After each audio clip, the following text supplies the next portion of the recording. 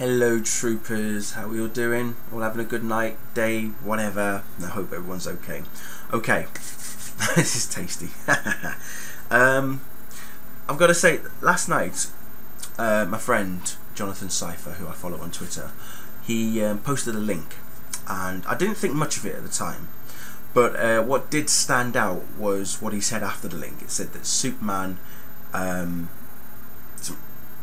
what was it? Superman created the atomic bomb, or predicted the atomic bomb. No, really, kind of thing. And I thought, interesting.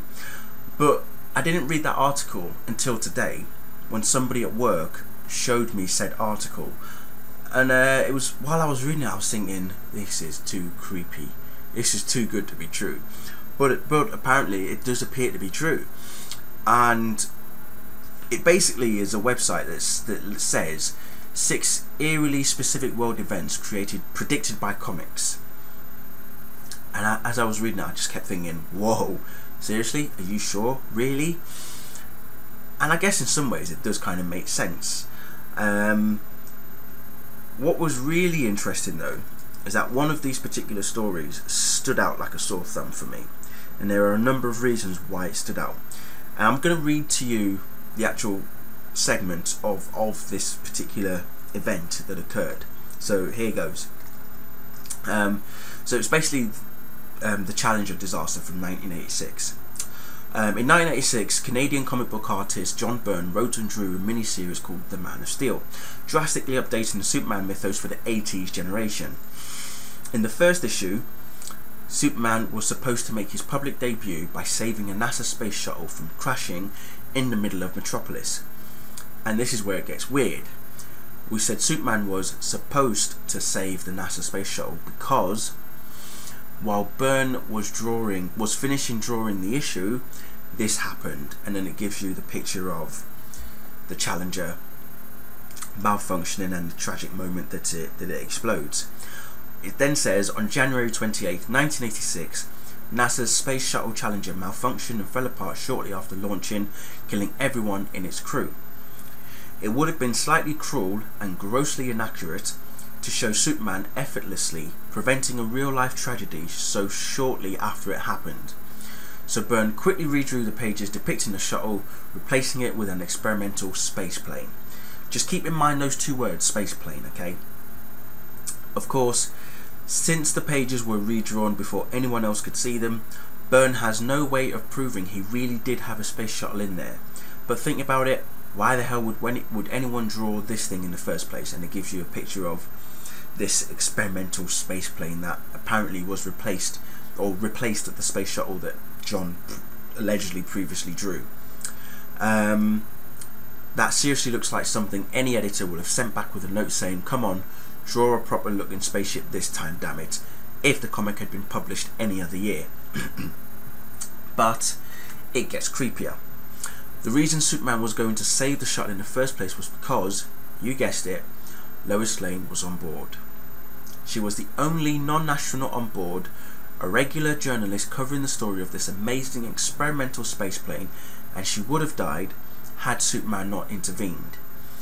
For those too young to remember, the reason we were all glued to our TVs when the Challenger went down was because the crew included Christa McAuliffe, who A, wasn't an astronaut, and B, was on every major talk and late night show before the craft took off. She was a teacher and was the first to participate in the NASA Teacher in Space program. So basically what they're saying is the only thing that the comic got wrong was the exact profession of the female non-astronaut guest who was on board during the accident.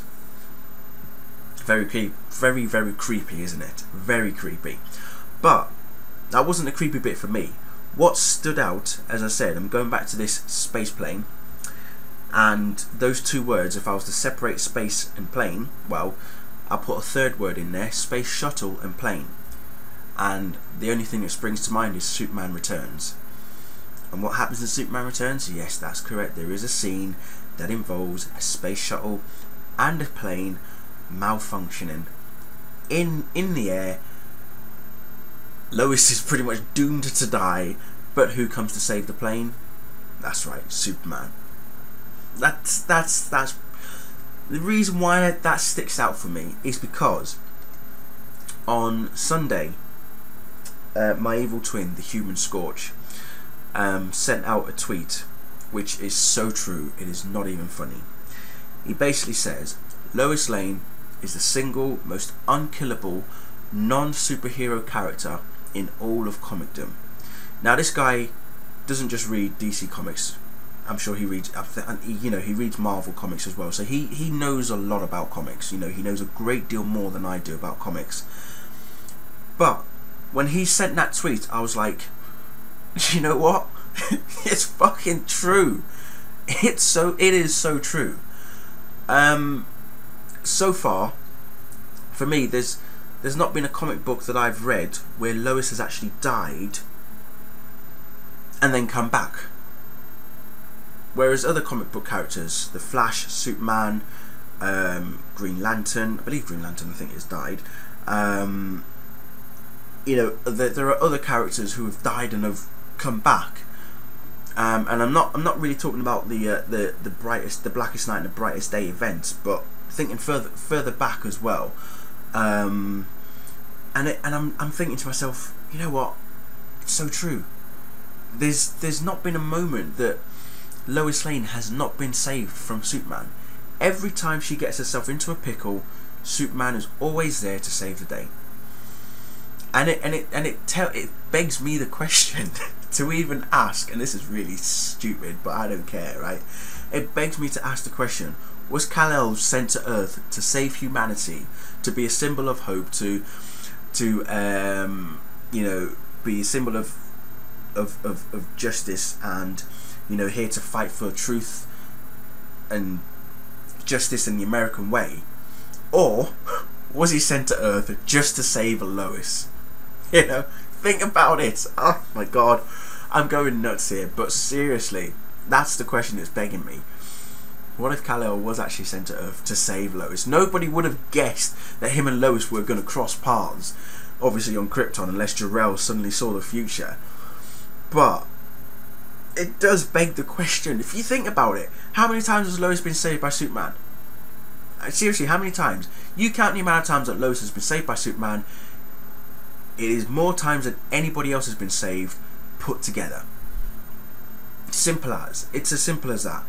And you've only got to look at, I'm not even going to count the Kingdom Come story, because we know that the Lois in that story obviously dies, and she's killed by the Joker. But let's think of the current, what we've got with Superman now. If Superman was not around, I can guarantee that in Action Comics #1, Lois would have been dead.